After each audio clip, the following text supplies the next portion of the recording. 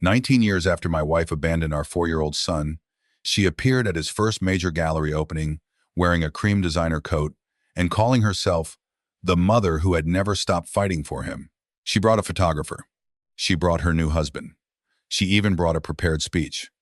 By midnight, a photograph of her hugging my son had been posted online with me, carefully cropped out of the frame. By breakfast, strangers were praising her courage. By lunch, they were calling me the bitter ex-husband who had kept a vulnerable child away from his mother. The only person in our house who did not seem surprised was my son, Noah. He read every post, closed his laptop, and asked whether I wanted more coffee. Then he looked at me and said, "Which version of me do you think she came back for, Dad? The little boy who waited by the window, or the artist whose name is suddenly worth money?" That was the moment I realized Noah had understood his mother long before I had.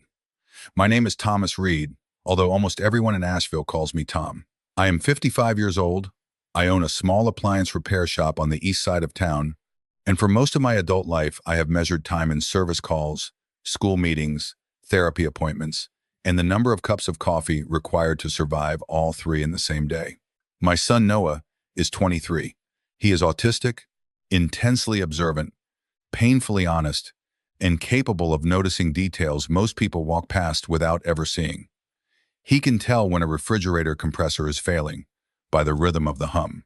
He can remember the exact layout of a restaurant he visited once when he was 7. He also creates paintings and illustrated stories that have made people stand in crowded rooms and forget to breathe. None of those things make him a tragedy, a miracle, or an inspirational headline. They make him Noah. I wish everyone had understood that when he was little. I especially wish his mother had.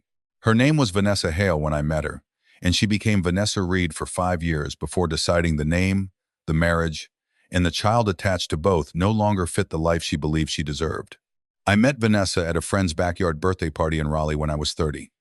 I had grease on my knuckles from helping the host repair an old ice maker, and she was wearing a yellow sundress that made her look like she had brought sunlight with her.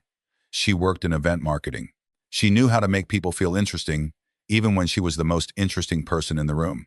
She laughed at my bad jokes, asked questions about my work as though washing machines were fascinating, and touched my arm whenever I spoke. Within 6 months, we were living together. Within a year, we were married. 2 years later, Noah was born. Vanessa loved the idea of motherhood. She loved decorating the nursery, arranging professional photographs, choosing tiny clothes, and posting captions about how complete she felt. She loved Noah when he was quiet, clean, smiling, and easy to present. The trouble began when he became old enough to have needs that could not be styled for a photograph. Noah did not speak on the schedule the parenting books promised. Certain sounds caused him to cover his ears and scream. He hated grocery stores, fluorescent lights, scratchy clothing, and people touching his face. He could spend an hour arranging wooden blocks into perfect gradients of color, then become inconsolable if someone moved one. At 3, after months of appointments, evaluations, and waiting lists, he was diagnosed with autism. The diagnosis did not change Noah. It only gave us better language for understanding him. I felt frightened, not because I thought something was wrong with my son, but because I knew the world was not always gentle with children who experienced it differently. Vanessa heard the same explanation I did, but I watched her face close. On the drive home, she stared through the passenger window and said nothing for nearly 20 minutes. Then she asked, "Is he ever going to be normal?" I remember gripping the steering wheel. "He is normal," I said. "He is Noah." She sighed as though I had deliberately misunderstood her. "You know what I mean." I did know what she meant. That was why the question hurt. Over the next year, Vanessa began withdrawing in small ways that were easy to excuse individually and impossible to ignore when placed side by side. She stopped attending therapy sessions because the waiting room made her anxious. She skipped preschool meetings because her job was entering its busy season. She began staying late at work, then spending weekends at conferences that seemed to appear whenever Noah was struggling. When he covered his ears during a birthday party, she accused him of embarrassing her.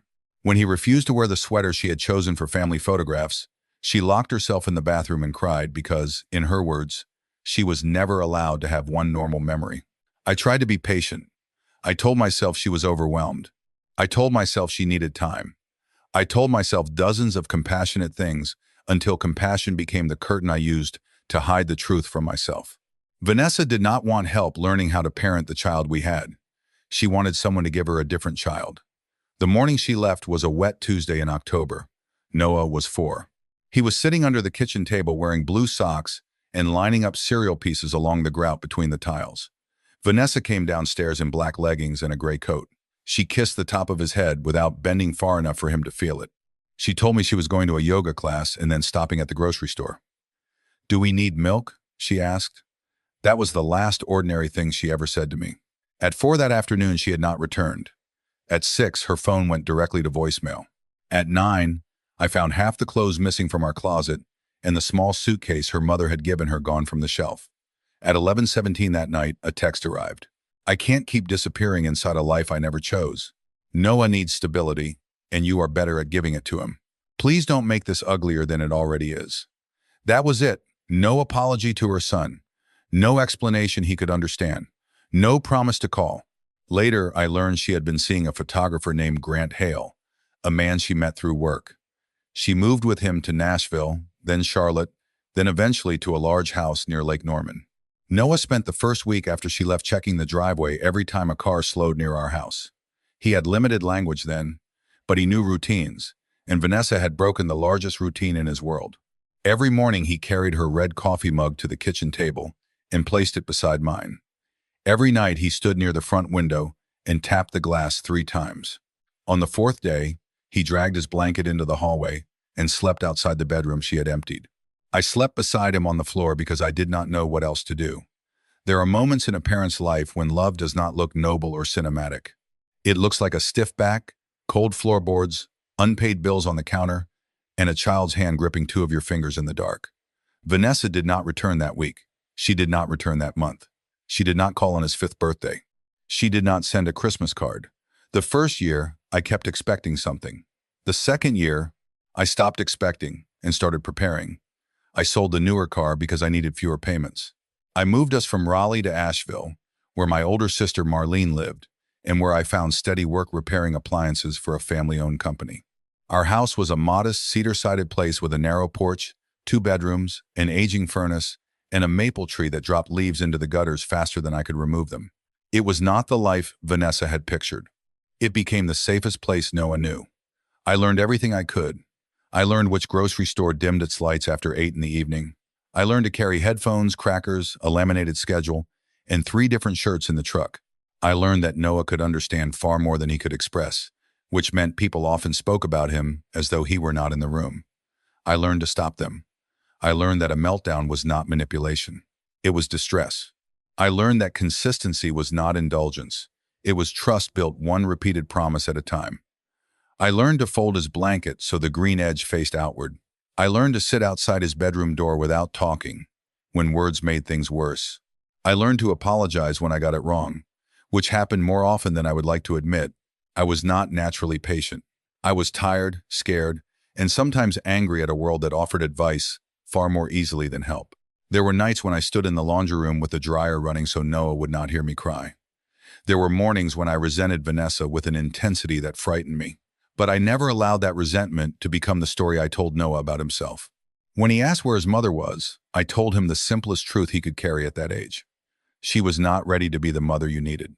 I never said she did not love him. I did not know what she felt, and I refused to make my son responsible for interpreting the emotions of the woman who had left him. Noah began drawing before he spoke in full sentences. At 6, he drew the inside of our house from above, every room placed with startling accuracy. At 7, he drew our neighborhood, including cracks in sidewalks I had never noticed. At 8, he began drawing light. I do not know how else to describe it. He could make a square of yellow pencil on paper feel like the kitchen at 5:30 on a winter morning. He could make the shadow beneath the maple tree look lonely. His first-grade teacher, Mrs. Bell, asked whether she could hang one of his pictures in the school office. Noah said no because it belonged above our refrigerator. That refrigerator became the first gallery he ever trusted. By middle school, the doors, side panels, and cabinets around it were covered. I bought magnetic clips in bulk. When people visited, they stopped in the kitchen and stared. Noah rarely reacted to praise. He did not pretend modesty either. If he believed something was good, he said it was good. If he thought a piece had failed, no amount of encouragement changed his opinion. At 13, he entered a county art competition because his teacher filled out the form without telling him. His painting won. At 16, a local coffee shop displayed 6 of his pieces. 5 sold during the first weekend. He used the money to buy me a new set of work boots because he had noticed water leaking through the sole of my left one. "Your feet affect your mood," he explained when I protested. "Your mood affects dinner. This is preventive maintenance." That is Noah. At 19, he enrolled in an illustration program at the community college. He hated the crowded hallways but loved the studio. He began creating a graphic story called The Quiet Map about a boy who navigated the world by drawing places where he felt safe. It was not exactly autobiographical, but every page held something of him. A small, independent publisher discovered several panels online and offered to release it as a book. The first printing sold out, then the second. Teachers began using it in classrooms. Parents wrote to Noah saying their children had seen themselves in his work for the first time. An animation company asked to discuss adapting it. A national gallery offered him a solo exhibition. By the time Noah was 23, people who had never returned my phone calls when I was begging for school accommodations were suddenly asking whether they could say they had always recognized his genius.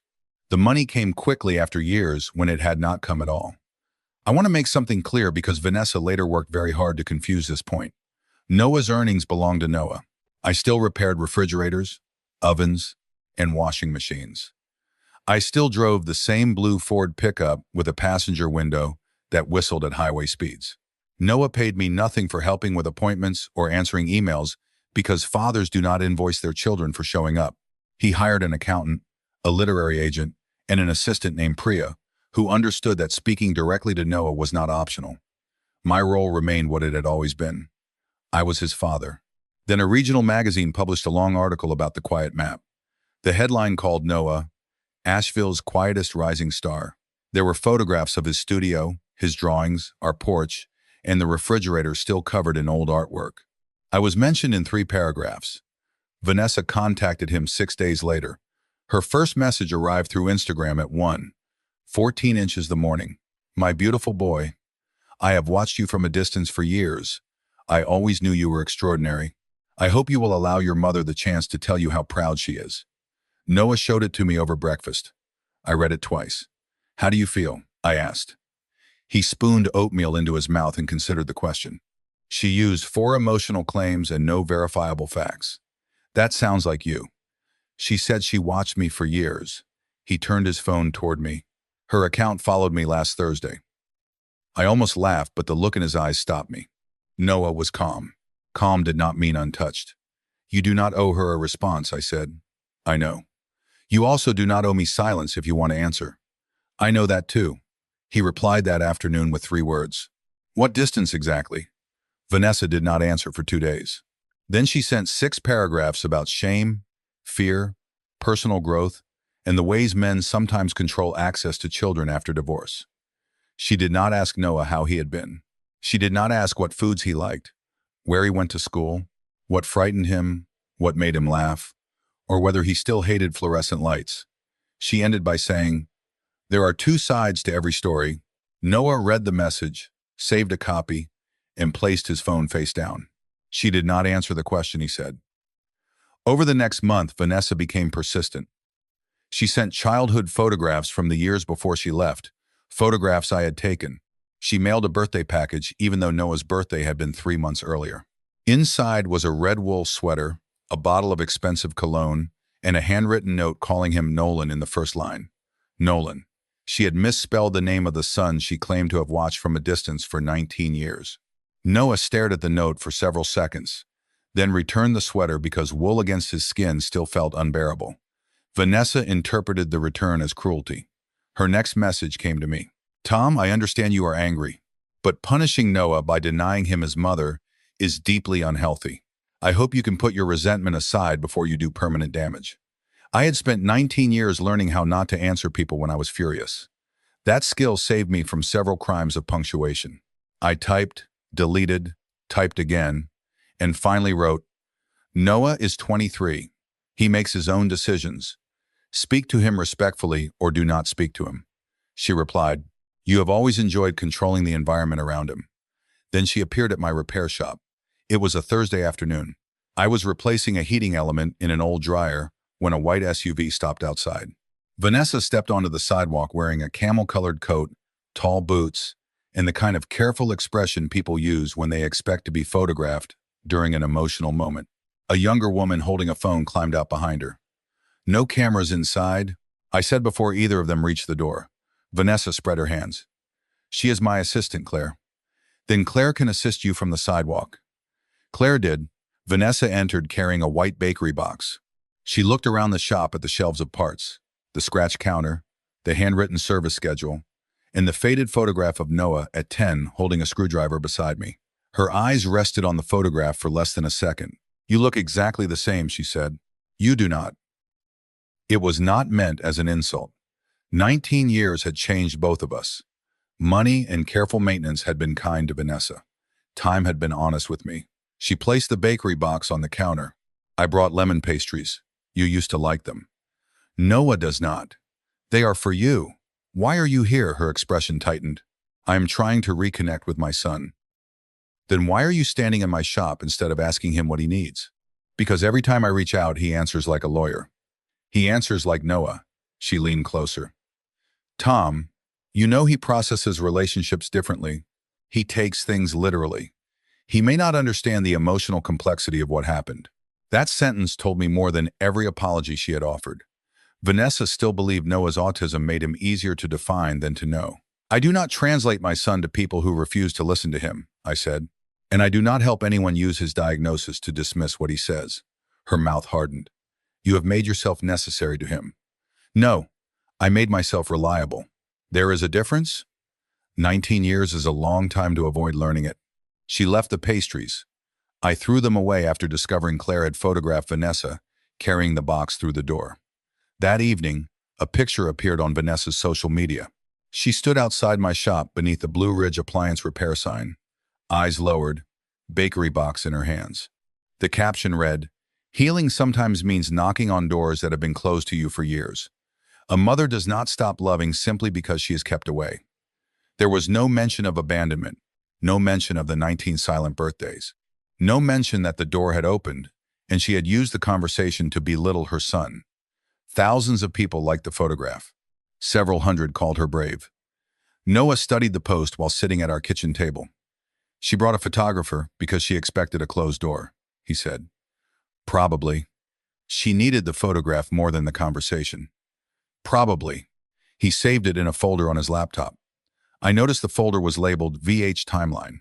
I did not ask about it then. I should have. 2 weeks later, Noah agreed to meet Vanessa at a diner. He chose a quiet place near Hendersonville that served breakfast all day. His conditions were simple. No photographers, no assistants, no recording, and no public posts afterward. Vanessa agreed to all four. She violated the spirit of the agreement before the coffee arrived. She cried as soon as Noah sat down, not quietly but with the practiced restraint of someone who knew exactly how tears changed the balance of a room. She reached for his hand. Noah moved it beneath the table. "You are so handsome," she said. "You look like my father. Your father died before I was born." "I know. That is what makes it emotional." Noah looked at me. I looked at the menu because if he saw my face, the meeting would end immediately. Vanessa spoke for nearly 20 minutes about how young she had been, how isolated she had felt, how I had taken over after Noah's diagnosis, and how Grant had helped her survive a dark period. She described leaving as though it had been a medical evacuation. "I thought you would be better with your father temporarily," she said. "How long was temporarily?" Noah asked. She blinked. I lost track of time. 19 years is a large amount of time to lose. I was ashamed. Did shame prevent phone calls? You cannot reduce human emotions to a checklist. I can reduce contact to one. She stared at him. One, what? One voicemail when I was 11. You were intoxicated. You said you had accepted that you could not handle what I was. The color left her face. I had never heard about that voicemail. Vanessa recovered quickly. I was in pain. People say things when they are in pain. Children hear them while they are also in pain. She began crying harder. A waitress slowed near our table, looked at me with immediate suspicion, and then walked away. Vanessa leaned toward Noah. I want a relationship now. Why now? Because I am finally strong enough. My book was announced 11 days before your first message. That is cruel. It is chronological. She pressed a napkin beneath her eyes. I did not come here for your money. I did not mention money. That was the first time I saw real anger flash across her face. It was gone quickly, replaced by wounded motherhood. I would like you both to come to Thanksgiving, she said. Grant and I host every year at the lake house. My stepdaughter Madison will be there with her fiancé. I want you to meet your family. Noah glanced at me. Dad is my family. Of course he is. I mean the rest of your family. They have had 19 years to contact me. They believe Tom wanted space. I finally looked up. Do not do that. Vanessa's eyes widened. Do what? Rewrite every person's silence as my decision. She lowered her voice. You are still so angry. I am sitting quietly in a diner while you explain my son's abandonment as a scheduling misunderstanding. This is me being remarkably calm. Noah accepted the Thanksgiving invitation. I did not understand why until later. He wanted information. More importantly, he wanted certainty. Noah did not like making permanent decisions with incomplete data. Vanessa's lake house stood behind iron gates in a community north of Charlotte, where every lawn looked professionally instructed. Grant had built a successful wedding photography business, and Vanessa had reinvented herself as a lifestyle consultant who spoke online about reinvention, intentional motherhood, and, quote, creating second chapters without shame. Their house smelled like cinnamon, pine cleaner, and money. Every surface had been arranged to look casually perfect. A chalkboard near the kitchen read, "Grateful for second chances," in looping white letters. Vanessa hugged Noah before he removed his coat. A ring light stood near the fireplace. The family likes taking videos, she said when she saw me noticing it. Place cards waited at the dining table. Noah's seat was beside Vanessa. Mine was at the far end near the kitchen door, between Grant's brother and a college student who spent most of dinner scrolling through football scores. Madison, Vanessa's 30-year-old stepdaughter, sat directly across from Noah. She was attractive, energetic, and so eager to discuss his career that she asked about his adaptation deal before asking how he liked the turkey. Mom says the studio interest is huge, she said. We should talk about building your personal brand before other people define it. Noah cut one piece of sweet potato into 4 equal squares. Who is we? Madison laughed. I work in digital strategy. Mom thought I could help. I already have representation. Agents handle contracts. I am talking about your identity. I already have one. Vanessa touched his sleeve. She means your public identity, sweetheart. Noah looked at her hand until she removed it. Do not call me sweetheart. The table became quiet for half a second. Then Grant began describing the wine. Dinner continued. Vanessa told stories about Noah's infancy as though motherhood had ended naturally at age 4. She mentioned how he had slept on her chest, how she had discovered his artistic sensitivity, how she always knew he would be special. She did not mention the years after she left. When I corrected one small detail about his first drawing, she smiled at me across the table. Tom remembers everything because caring for Noah became his whole identity. A few people gave uncomfortable laughs. Raising my son was a large part of my life, I said. That is usually how parenting works. You know what I mean. I have heard that sentence before. Her smile disappeared. After dinner, Vanessa gathered everyone near the fireplace for photographs. She positioned Noah beside her and Madison on his other side. I stood near the edge. Claire, the assistant from my shop, had reappeared to manage Vanessa's phone. Tom, Vanessa said sweetly, could we get one with just the immediate family? I looked at Noah. He looked at her. Dad is immediate family. Of course, but I mean biological family and the people who live here. You are not biologically related to Madison or Grant. Grant cleared his throat. Madison looked at the floor. Vanessa laughed too loudly. You understand what I mean? Yes, Noah said. That is why I am saying no. He moved away from her and stood beside me. Claire took the photograph anyway. 10 minutes later, Vanessa raised a glass and announced that she had something special to share. She spoke about healing, forgiveness, and the courage to reclaim lost relationships. Then a screen above the fireplace lit up with a presentation titled, Finding Our Way Back, A Mother and Son Story. The first slide showed the only professional photograph Vanessa had of herself holding Noah as a baby. The second displayed the cover of The Quiet Map. The third showed a mock-up for a podcast, a speaking tour, and a short documentary series featuring Vanessa and Noah.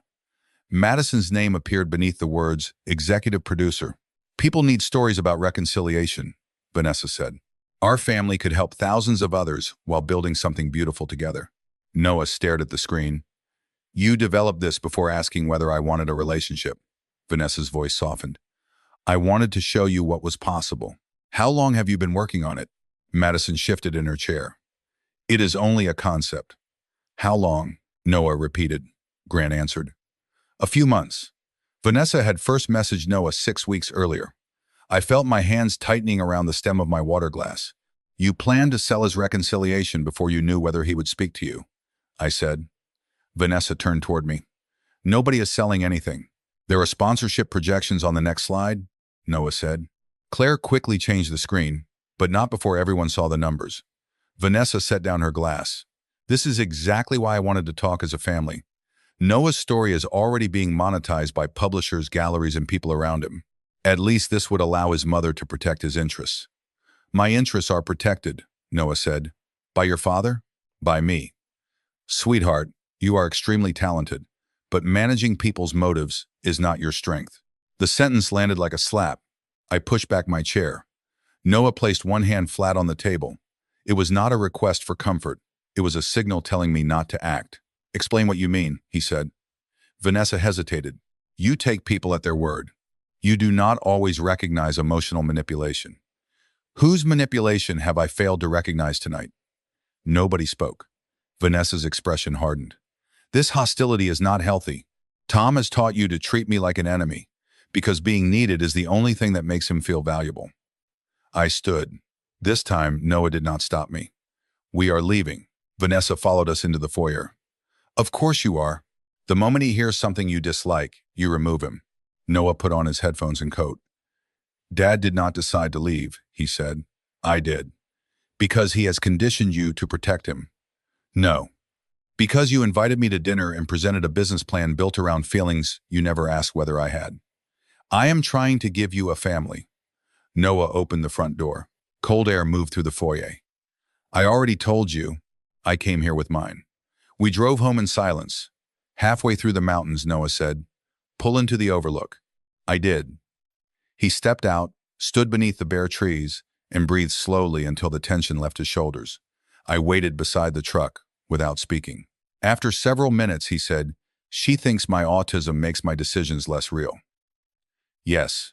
She also thinks you created my loyalty by making me dependent. Yes, that is inaccurate. I know. He looked toward the dark mountains. It is offensive. I know that too. When we reached home, the Thanksgiving photograph was already online. Vanessa had chosen the version where Noah stood beside her before moving next to me. The frame cropped me out completely. Her caption read, after nearly 2 decades of separation, my son is finally back where he belongs. Tonight proved that love survives even the people who try to stand in its way. Noah saved the post in his VH timeline folder. Then he turned off his phone and helped me scrape burnt gravy from the casserole dish we had brought home. The next morning, Vanessa's version of events spread. She appeared on a small parenting podcast and described herself as a mother who had been pushed out by a controlling former husband. She said I discouraged contact, rejected gifts, and taught Noah to view her as dangerous. She implied I had managed his career because he struggled to understand money and relationships. She never directly accused me of stealing from him. She was smarter than that. She simply asked emotional questions and allowed listeners to reach the ugliest conclusions themselves. Why, she asked in a trembling voice, would a father be afraid of a mother rebuilding a bond with her own child unless he had something to lose? People answered for her. Comments appeared beneath my shop's business page. A customer canceled an appointment, saying she could no longer support a man who exploited his disabled son.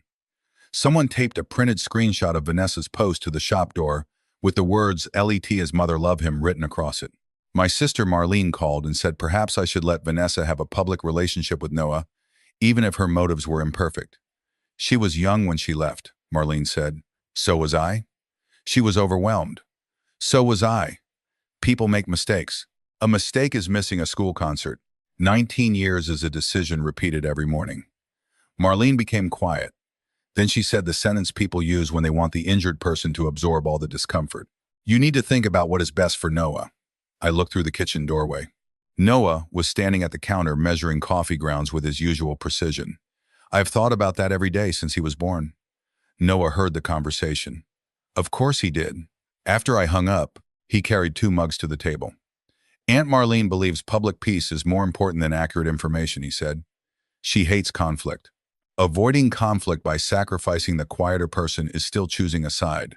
I stared at him. When did you become smarter than me?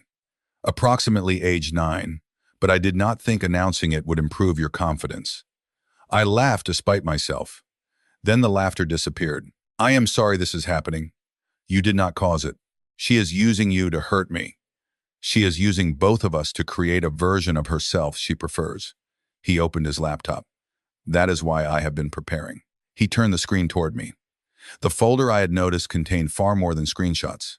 Noah had been documenting Vanessa's return for 11 months, beginning long before her first message. Her assistant Claire had contacted Noah's former art teacher the previous winter, pretending to research a documentary about emerging Southern artists. Madison had emailed his publisher, asking for estimated sales numbers before Vanessa ever contacted Noah personally. Grant's company had registered a website using Noah's name, alongside the phrase "mother and son reunited." There were drafts of branding materials, podcast descriptions, proposed sponsor lists, and messages in which Vanessa discussed the emotional value of her return narrative. One message from Vanessa to Madison read, "The key is making it clear I never abandoned him emotionally. Tom kept me away, and Noah may not understand the difference unless we guide him." Another read, "Once the adaptation is announced, interest will peak. We need family photographs before then." Noah had obtained the messages because Madison had accidentally shared a folder with editing access attached to one of her emails. "You have had this for months?" I asked. "Yes. Why did you go to Thanksgiving?" I needed to determine whether she wanted a private relationship after the public opportunity was removed. And she presented sponsorship projections before dessert. I rubbed both hands over my face. "Noah, you should not have had to investigate your own mother." "I did not investigate my mother. I evaluated a person requesting access to my life." His voice remained calm, but his fingers pressed hard against the edge of the laptop. I had learned to notice that. "There is more," he said. He opened an audio file dated 12 years earlier. Vanessa's voice filled the kitchen. It was slightly slurred, distant, and unmistakable. "I know you probably hate me," she said. "Your dad is better at all of this. I cannot spend my whole life managing a child who may never be normal. I hope he takes care of you. I just cannot be the one." The recording ended. My chest felt as though something had tightened around it. "You heard that when you were 11? "Yes." "Why did you never tell me?" "You already blamed yourself for her leaving. I did not think more information would help." "You were a child." I was also correct. I stood and walked to the sink because I could not let him see my face yet. Outside, rain tapped against the kitchen window. "I am so sorry," I said. Noah was silent for a long moment. "I know. No, you do not. You should never have carried that alone." "I was not alone." I turned. He was looking directly at me. "That was the point of the message. She said she hoped you took care of me. You did." I sat down again. Noah closed the audio file. "I am not releasing that recording unless necessary." "Releasing it?" "She is telling people you prevented contact. I can correct that. We can issue a statement." "A statement becomes an argument. She will say you wrote it for me." "Then what are you planning?" He walked to his studio and returned carrying a large black sketchbook. He placed it on the table and opened the first page. The words, "Nothing Missing," were written across it in block letters. Beneath them were sketches of our kitchen table, our porch, the maple tree, my truck, the hallway outside his childhood bedroom, and an empty chair that became smaller on every page.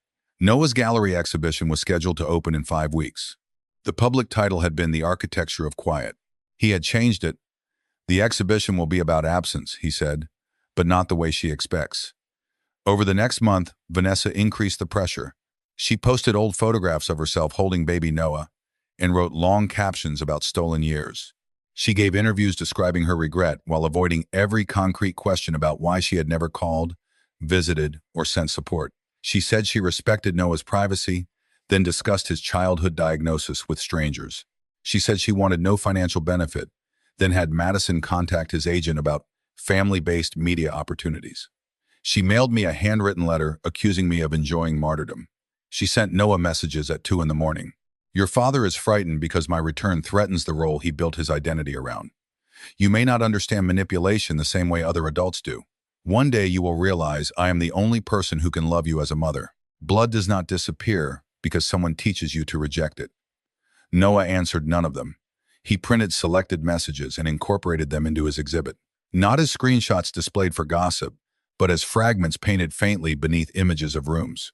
In one canvas, the sentence, "Your father made himself necessary," appeared beneath a painting of me asleep on the floor outside Noah's childhood bedroom. In another, "I never stopped fighting for you," appeared under 19 empty birthday card envelopes. Noah had asked me to keep every card Vanessa sent. There were two. One had arrived after his 18th birthday and contained nothing but her new address. The other was the package in which she called him Nolan. The heart of the exhibition was a series of 19 paintings titled The Chair. Each showed the same kitchen from a slightly different angle, one painting for every year after Vanessa left. In the first, the empty chair dominated the room. 4-year-old Noah sat across from it. In the second, the chair remained large, but I stood at the stove burning pancakes. In the third, the chair moved farther into the background, while Noah's drawings appeared on the refrigerator. Year by year, the room filled with life. School schedules, muddy work boots, birthday candles, headphones, grocery lists, college applications, paintbrushes, coffee mugs, repaired appliances, and 2 people learning how to become a family without pretending nothing hurt. By year 12, the empty chair was barely visible. By year 15, it had been moved against the wall and covered with art supplies. By year 19, it was gone. The final painting showed our porch at sunrise. My coffee mug rested on the railing. Noah's sketchbook lay open beneath the maple tree. 2 chairs faced the mountains. The title was Nothing Missing. When I first saw it, I stood in his studio for several minutes before I could speak. "There should be grief in the last one," I said finally. "There was," Noah answered. "It is outside the frame." 3 days before the opening, Vanessa announced online that she would attend as Noah's mother and participate in a special family moment. We had planned no family moment. Her followers began posting about forgiveness. A local television station requested permission to film their reunion. Noah asked Priya to invite Vanessa to the empty gallery the night before the public opening. "Why?" I asked. "I am giving her one private exit." Vanessa arrived with Grant, Madison, Claire, and no fewer than 2 garment bags. Noah had specified that she come alone. She said she needed emotional support.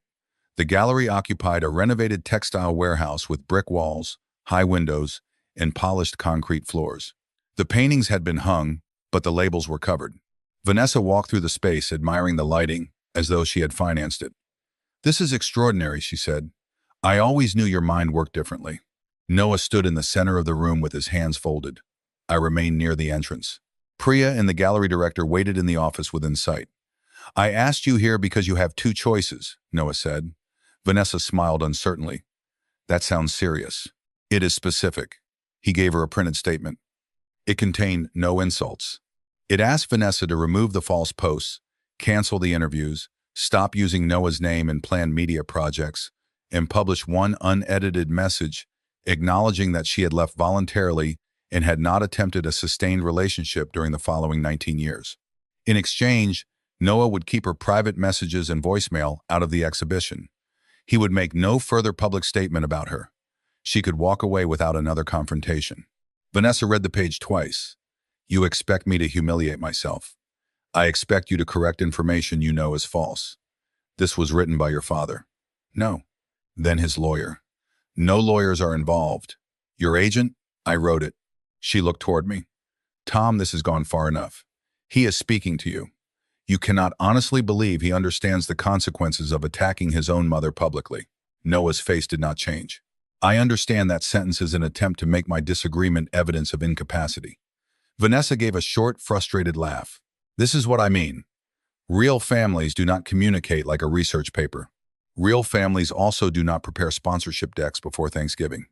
Madison looked away. Vanessa lowered the statement. "I am not apologizing for wanting to help you use an opportunity. The opportunity was my life. Your story can help people. Then they should hear the true one." Her voice sharpened. "Truth is not always kind. Neither was leaving." Grant stepped forward. "Noah, your mother was 29, and dealing with circumstances you cannot fully understand. I am 23, At what age will I be old enough to understand 19 years? She made a mistake. She made the same choice on every birthday. Vanessa's eyes filled with tears. I gave birth to you. Noah nodded. That made you my beginning. It did not make you my home. The entire gallery became still. Vanessa looked as though he had struck her. Then the sadness hardened into anger. You think he is a hero? She asked, pointing toward me. You think Tom sacrificed everything out of pure love? He needed you. He needed someone who would never leave him. He built your dependence, because being necessary is the only way a man like him knows how to feel important. I started toward her. Noah raised one hand. I stopped. He looked at Vanessa with a steadiness that made her take half a step backward. Dad taught me to cook, drive, manage my accounts, travel alone, hire people, fire people, ask for accommodations, and leave situations that harm me. That is the opposite of dependence. You cannot see what he has done. I can see what you are doing. Vanessa tore the statement in half. I will not allow you to erase me. I am offering you privacy. You are threatening me. No. I am telling you what will be displayed in my exhibition. You can decide whether your recent messages are part of it. She dropped the torn pages onto the concrete floor. People will see this for what it is. A bitter father manipulating an autistic son into punishing his mother. Noah looked down at the pieces of paper, then back at her. I offered you a private exit. You chose an audience. She left believing she had won something.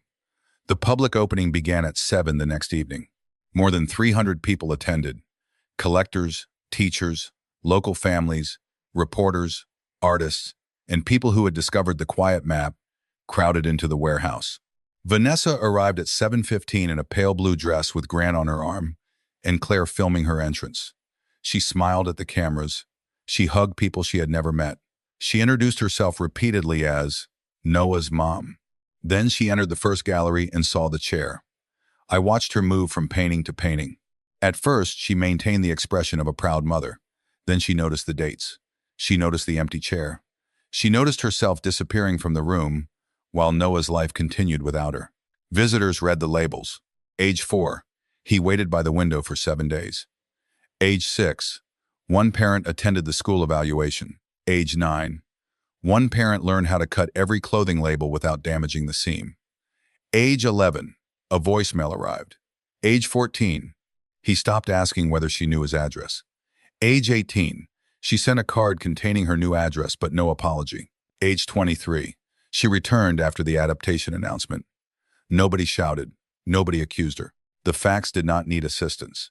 In the second room, fragments of Vanessa's messages appeared beneath paintings of ordinary moments. Visitors stood before the image of me asleep outside Noah's bedroom and read her accusation that I had made myself necessary. They saw a painting of Noah learning to drive in an empty church parking lot beneath the words, "You may not understand manipulation like other adults do." They saw the mock-up for finding our way back beside the date it had been created, months before Vanessa's first message. Madison stopped in front of it. Her face turned pale. Mom told me Noah had already agreed, she whispered to Grant. Grant said nothing. At 8, Noah stepped onto the small platform near the final painting. The crowd quieted. Vanessa moved toward the front and positioned herself where every camera could see her. She believed this was the family moment she had promised. Noah adjusted the microphone. People have asked whether this exhibition is about abandonment, he began. It is not. Abandonment is only the first painting. The rest is about what happened after. He looked toward me.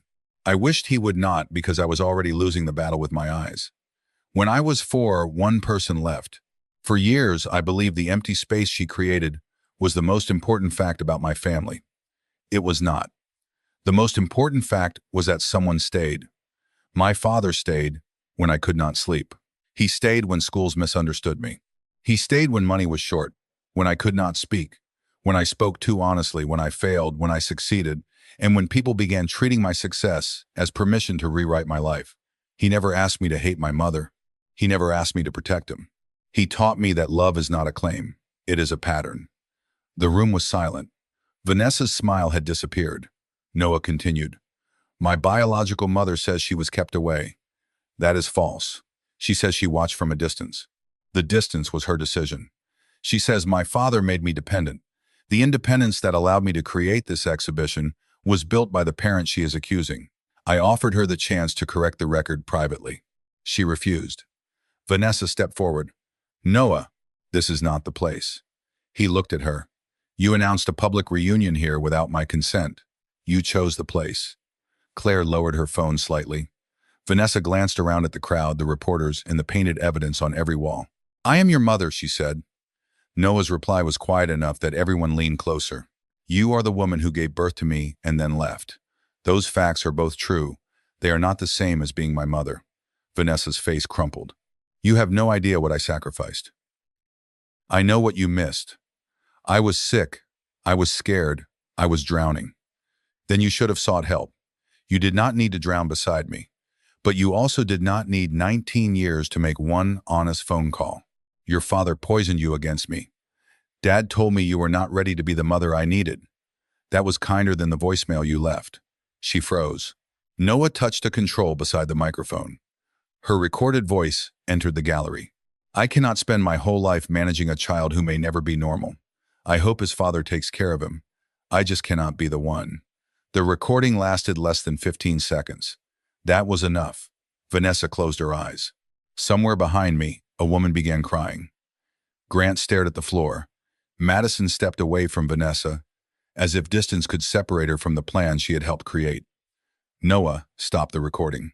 I was 11 when I heard that. I spent years believing I was something too difficult to love. Dad never made me believe that. You did. I no longer believe it. Vanessa's eyes opened. Her grief had become anger again. You will regret humiliating me like this. I did not create your words. You released them. After you used my diagnosis to discredit me, my work to market yourself, and my father's love to create a villain, I gave you another option last night. She looked at me. Are you happy now, Tom? Every face turned toward me. For 19 years, I had imagined dozens of things I might say if I ever stood in front of Vanessa and she finally understood what she had done. In those imaginary speeches, I was eloquent, devastating, and calm. In reality, I was tired. No, I said. I was happy before you came back. We both were. That is the part you never understood. Her mouth opened, but nothing came out. Noah stepped away from the microphone and uncovered the final painting. The porch appeared in early morning light. 2 chairs faced the mountains. My coffee cup rested on the railing. His sketchbook lay beneath the maple tree. Nothing missing. People moved closer. Vanessa stared at the painting. There was no empty chair. There was no shadow shaped like her. There was no accusation. She had not been painted out of the family. She had simply remained outside the life she had chosen not to share. For the first time since returning, she looked less like a wronged mother and more like a woman, discovering that regret did not automatically create a right to re-enter the room. She reached for Noah. He stepped back. Please, she whispered. Not here. Where were you planning to apologize? He asked.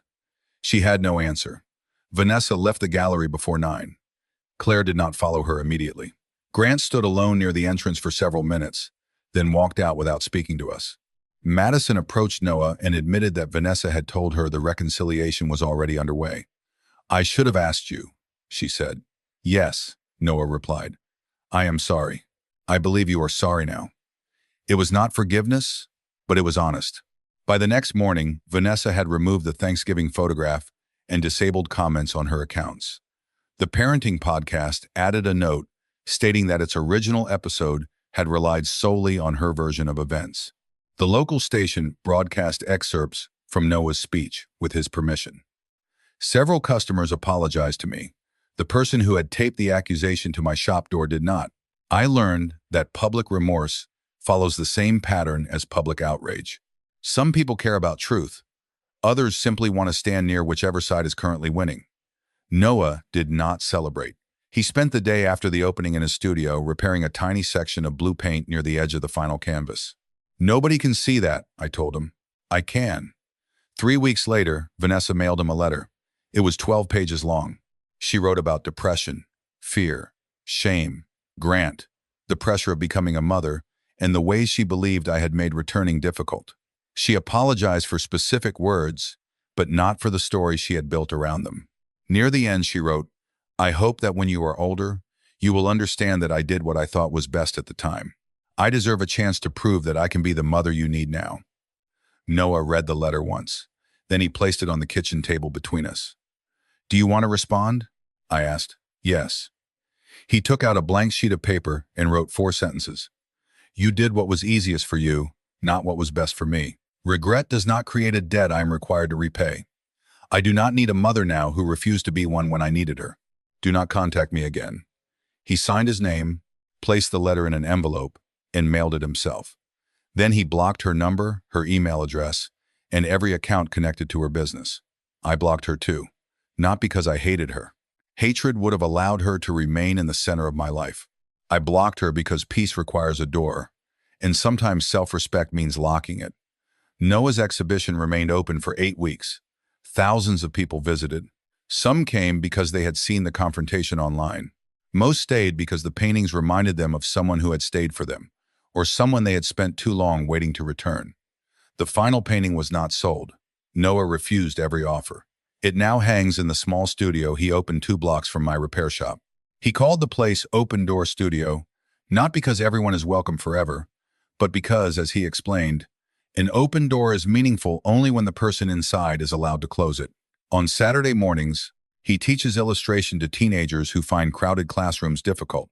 I still repair appliances, although Noah replaced the whistling passenger window in my truck after calculating that the sound increased my highway irritation by 37%. Once a week, we eat breakfast at a diner near the river. Noah orders blueberry pancakes, bacon cooked exactly 7 minutes, and orange juice without ice. I order black coffee, and whatever special requires the least explanation. We sit in the same booth whenever it is available. Sometimes people recognize him. Sometimes they ask about Vanessa. Noah answers only when he wants to. One morning, nearly a year after the gallery opening, I asked whether he ever missed the idea of having a mother. He cut his pancake into a grid before answering. "I missed it for a long time." "And now?" "Now I understand that missing a relationship does not mean the person offering it is safe." I looked through the window at the river. "Do you think I should have done something differently?" He put down his fork. "You still think her leaving was a test you failed?" I did not answer. He continued. "You were not supposed to become 2 parents. You were one parent who did everything one person could do. You stayed. That is the whole measurement." I laughed quietly because Noah had a way of reducing decades of guilt to one accurate sentence. "You know," I said, "most sons do not perform annual emotional evaluations on their fathers. Most fathers do not ask the same question for 19 years. Fair point. When we returned home, the morning light fell across the maple tree almost exactly as it did in Nothing Missing. 2 chairs stood on the porch. My coffee cup sat on the railing. Noah opened his sketchbook beneath the tree. For years, I believed our family had been defined by the woman who left it. I was wrong. Families are not defined by the people who claim the title when it becomes convenient. They are built by the people who remember the appointments, learn the routines, answer the midnight calls, apologize when they fail, and return the next morning ready to try again. Vanessa gave Noah a beginning. She did not earn the rest of his story. Noah did not destroy his mother's reputation. He stopped sacrificing his own truth to protect the reputation she had invented. And I did not win some glorious revenge against my ex-wife. I simply watched my son choose himself. Sometimes the most powerful revenge is not punishment. It is refusing to remain available to someone who only values you when your life can benefit theirs. So tell me what you think. Was Noah right to expose Vanessa's private messages after offering her a chance to walk away quietly? Or should he have protected her reputation and ended the relationship without revealing the truth?